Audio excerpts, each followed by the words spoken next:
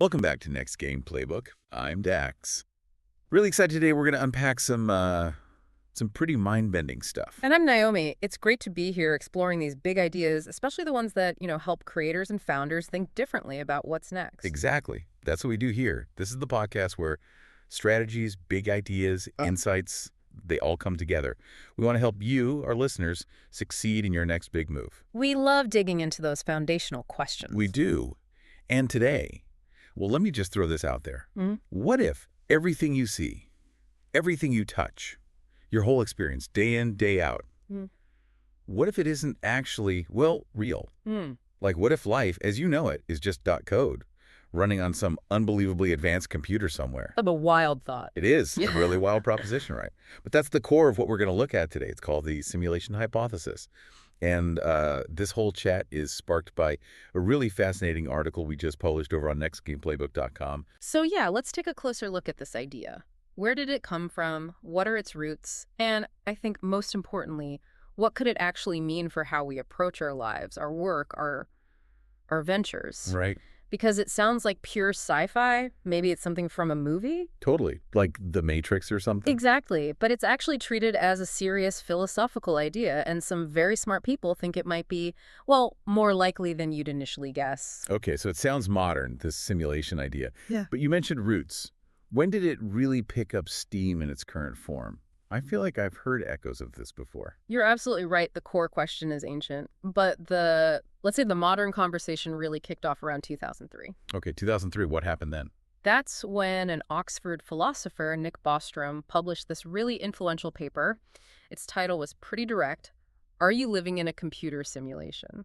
Can't get much clearer than that. No. And in it, he laid out this very compelling argument based on probability.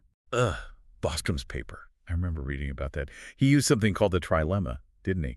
Can you walk us through that? Why is it so central to his whole idea? Absolutely. So Bostrom's argument basically says humanity, or any civilization like us, faces three possibilities. And crucially, he argues at least one of these must be true. Okay, three options. What's the first one? The first one is, well, it's pretty stark. It's that humanity, or species like us, will probably go extinct before we ever develop the technology to create these hyper-realistic simulations of our past, or simulations of conscious beings at all. Wow. Okay, so basically we hit some kind of wall, a cosmic dead end, before we get that powerful. That's one possibility, yes. A bit grim, maybe, but you can't rule it out, as you say. Right. What's the second option? The second possibility is that advanced civilizations do reach that technological stage. They could create these incredibly detailed conscious simulations. But for some reason, maybe ethical reasons, maybe lack of interest, they just choose not to. They decide not to run simulations of their ancestors or similar beings. They just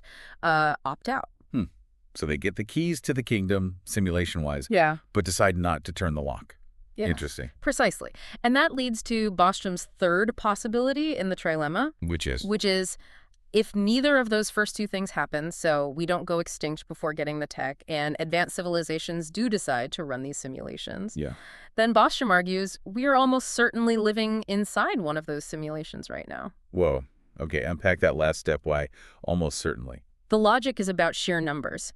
If even one super advanced civilization starts running, say, thousands or millions of these ancestor simulations, Right. then the number of simulated beings, simulated minds like ours perhaps, would vastly overwhelmingly outnumber the beings in the original base reality. I see. So if simulations are possible and they're being run, there would just be so many simulated people compared to the original ones, that the statistical probability of us right here, right now, being in that one single unsimulated base reality becomes incredibly tiny, like vanishingly small. That's the core of his probabilistic arguments, like, trying to pick the one original grain of sand on a beach mostly made of replicated grains. Okay, that's both really logical and deeply unsettling at the same time. And what's interesting for, say, innovators or founders listening, it's not just the probability, it's the implication. If our reality could be constructed, simulated, then the fundamental rules we operate under, the things we build on, they might be more flexible, more mutable than we typically assume. Right. It forces you to question everything at a really deep level. It really does. It invites that kind of fundamental questioning. Well, like you said earlier, this isn't entirely new territory for human thought, is it? This whole is reality real thing. It feels ancient. Absolutely. Bostrom gave it a modern technological spin, but the core question, that's been bugging philosophers for thousands of years. You can trace this line of thinking way back. Like who? Give us some examples. Well, you've got Plato, right? His famous allegory of the cave. Prisoners chained up, only seeing shadows on a wall, thinking that's reality. Right, mistaking the projection for the real thing. Exactly. Or jump forward to the 17th century, René Descartes. He worried about an evil demon, some powerful being systematically deceiving all his senses. Could he be sure anything was real? The ultimate skeptic's nightmare. Pretty much. And you even find similar ideas in some Gnostic traditions. This notion that maybe the world we see wasn't created by a perfect being, but maybe a flawed one, or even a trickster. So you need to look beyond appearances for the deeper truth. So the simulation hypothesis, it's kind of like the 21st century version of Plato's cave or Descartes' demon, just with computers instead of shadows or demons. In a lot of ways, yes. It's today's language for asking that timeless question. What if the world we perceive isn't the world as it truly is? A modern frame on an ancient nagging doubt. Okay. But Bostrom's argument, compelling as it sounds, it hasn't convinced everyone, right? There must be pushback. Oh, absolutely not. It's hugely debated. There are significant criticisms coming from both philosophy and science. That makes sense for an idea this big. What are some of the main philosophical objections people raise? Well, some philosophers, like Brian Eggleston, for example, they question Bostrom's probability calculations.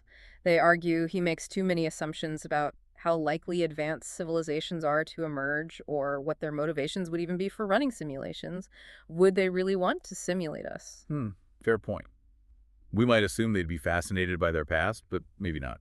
Maybe not. And then there's that huge fundamental question about consciousness itself. Right. Can you actually simulate consciousness? Exactly. Bostrom's argument kind of relies on what's called substrate independence, the idea that consciousness isn't tied to biological brains like ours, but could emerge from any sufficiently complex system, like a computer simulation. Yeah. But that's a massive assumption. Many philosophers and scientists are skeptical.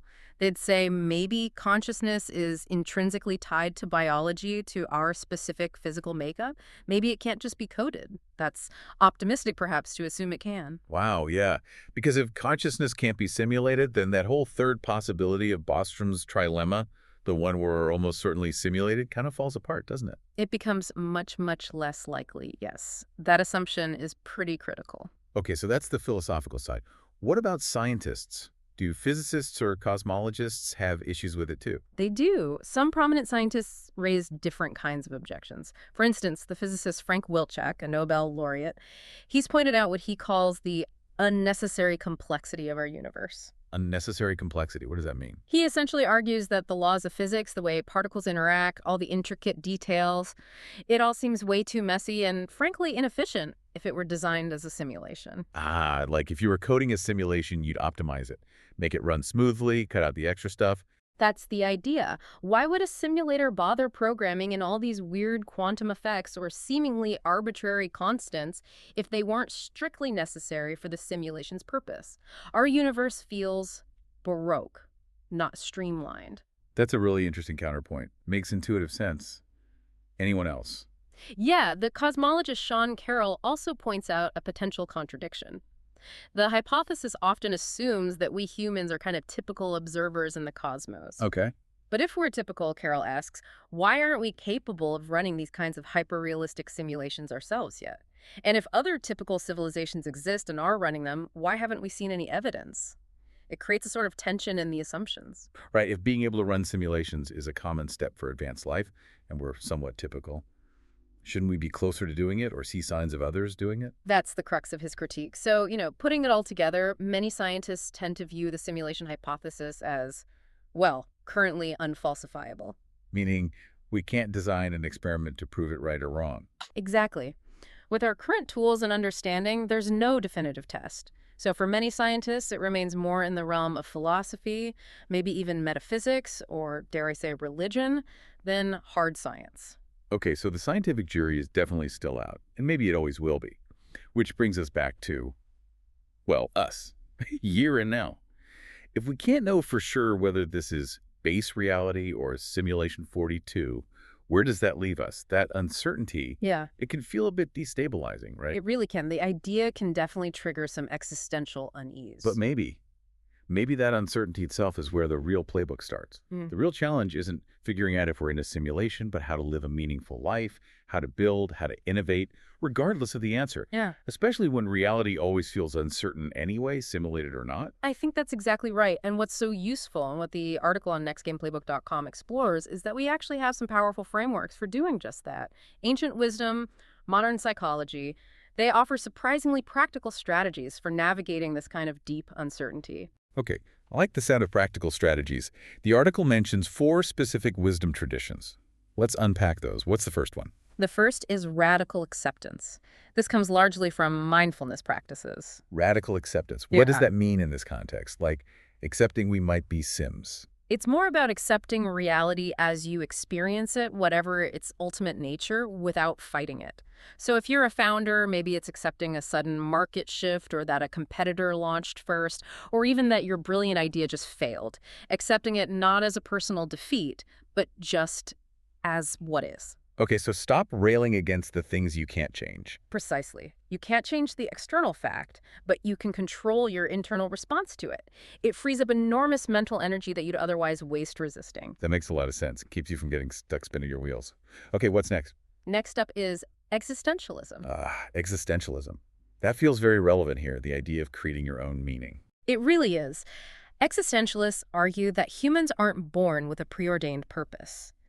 We create our own meaning through the choices we make, the actions we take. So even if this is a simulation, Even then, your decisions, your values, the purpose you choose for your life or your company, those are still yours. They argue that your choices have weight because you make them. So your startup's mission, it's not just about the code or the market share, it's about the meaning you choose to embed in it.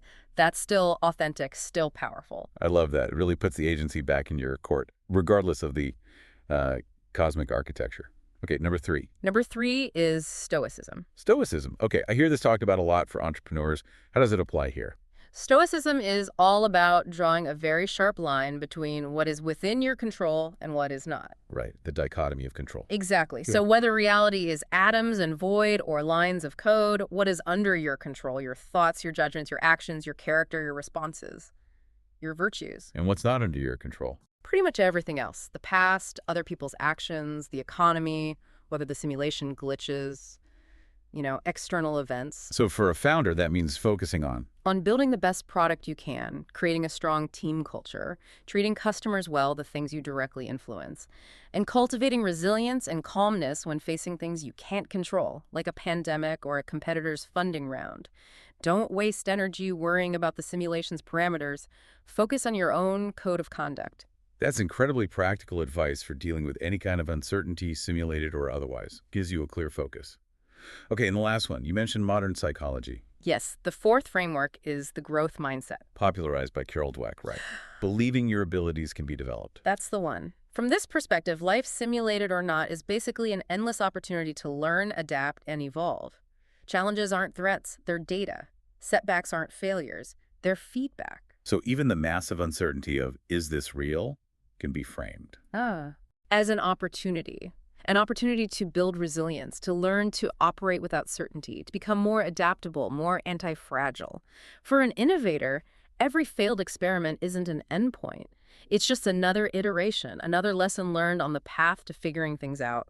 It's the mindset that fuels persistence. Okay, so looking at these 4: radical acceptance, existentialism, stoicism, growth mindset, it really feels like they offer a toolkit for thriving, not just surviving, even if we woke up tomorrow and found proof we were in a simulation. Absolutely. And that's the key insight, I think. These aren't just abstract philosophical comforts. They are actionable strategies for anyone facing uncertainty, which, let's be honest, is everyone, especially creators and founders. So embracing acceptance helps you pivot when needed without getting crushed emotionally. Right. Existentialism reminds you that your why matters, that you define your purpose. Stoicism tells you where to focus your limited energy on your actions, not external chaos. And the growth mindset turns every challenge, even existential ones, into fuel for getting better. It really reframes the whole simulation hypothesis. It goes from this potentially scary, destabilizing idea to almost a metaphor for the uncertainty we already live with. I think that's a great way to put it. The core skills you need to succeed as an entrepreneur, dealing with ambiguity, defining your own path, focusing on execution, learning from failure, they're remarkably similar to what these wisdom traditions teach. So whether it's base reality or Bostrom's simulation, the playbook for building something meaningful looks kind of the same. It seems that way. Focus on what you can control. Choose your purpose. Keep learning. Keep building. Okay, before we wrap this up, and that was a fascinating exploration, we really want to hear from you listening. What do you think about all this? Does the simulation hypothesis resonate? Does it change how you see things? Maybe how you approach your own work or creative projects? We'd love for you to weigh in. Please like, share, and subscribe to Next Game Playbook wherever you listen. YouTube, Apple Podcasts, Spotify, all the usual places. Yeah, please do. And definitely head over to nextgameplaybook.com. You can read the original article that kicked off this whole discussion. And leave a comment right there on the article. Tell us your thoughts on the simulation hypothesis. While you're there, you can subscribe to our newsletter for more insights like this, and maybe check out some other related posts or explorations we've done. We release new discussions regularly here on Next Game Playbook. Always aiming to bring you those strategies, big ideas, and fresh perspectives to help you, the creators, the innovators, the founders, make your next move. So I guess the takeaway is, whether our universe runs on cosmic laws or lines of code, whether it's infinite mystery or intricate simulation, the best way to live seems remarkably consistent, doesn't it? It really does. Except what you can't change. Choose a purpose that lights you up. Focus on your actions, and just keep learning, growing, and building with intention. Because, hey, even if life is some kind of game, you still get to decide how you're going to play it. Well said. So maybe the final question for you to ponder is this. How will you choose to live and build, knowing that absolute certainty might just be permanently off the table? Think about it. We'll see you next time on Next Game Playbook.